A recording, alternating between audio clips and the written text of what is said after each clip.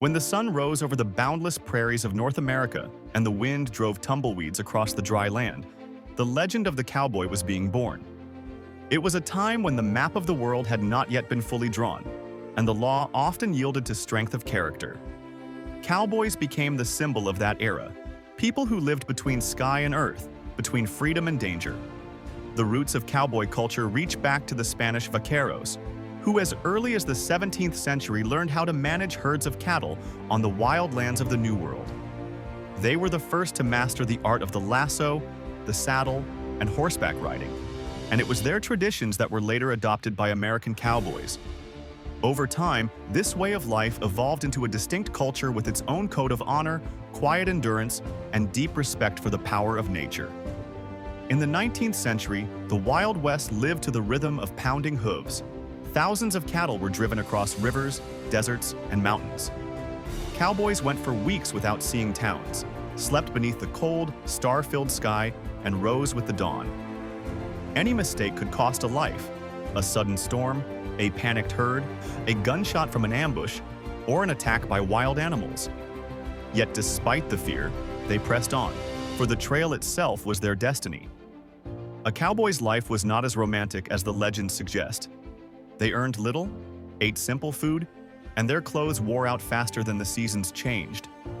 Among them were people of many backgrounds: former slaves, immigrants, soldiers, and seekers of a better fate. In the saddle, all were equal, where only endurance, skill, and character truly mattered. In time, civilization reached these lands as well. Barbed wire divided the prairies, railroads shortened the distance, and the great cattle drives became a thing of the past. But even when real cowboys disappeared from the trails, their spirit lived on in legend. It settled in songs sung by campfires, in old revolvers, in worn hats, and in hoofprints long erased by the wind. Today, the cowboy is more than a profession. It is a myth and a symbol.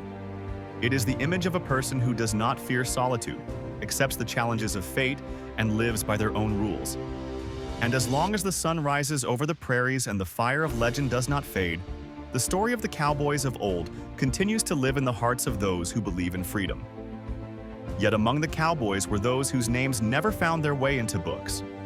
They did not become heroes of ballads, nor did they leave behind portraits.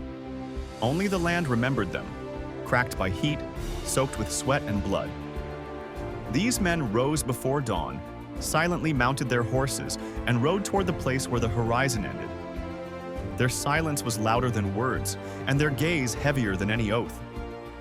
At night, by the campfire, cowboys listened to the wind howling across the prairies as if telling ancient stories. The fire crackled, shadows danced upon the ground, and above them hung a sky scattered with stars. In those moments, they were closer to eternity than ever before.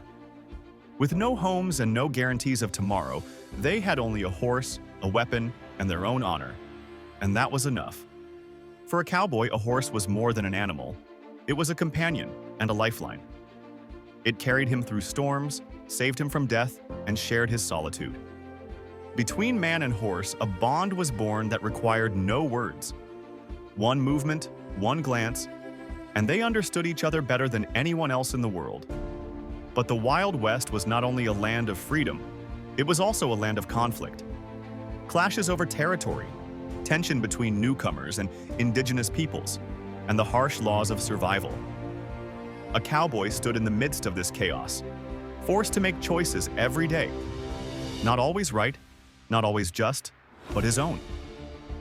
When the era drew to a close, many of them could not find a place in the New World. Cities were cramped, factories suffocating, and life by rigid rules felt chagrin. They remained in the heart of the prairies, even if they physically left them. For a true cowboy never leaves the West. The West lives within him.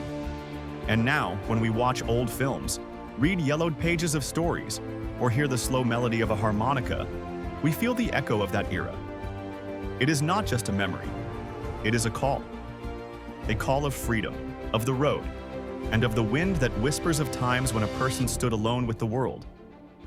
Thus lives the legend of the cowboys of old. Not in the past, but beyond time.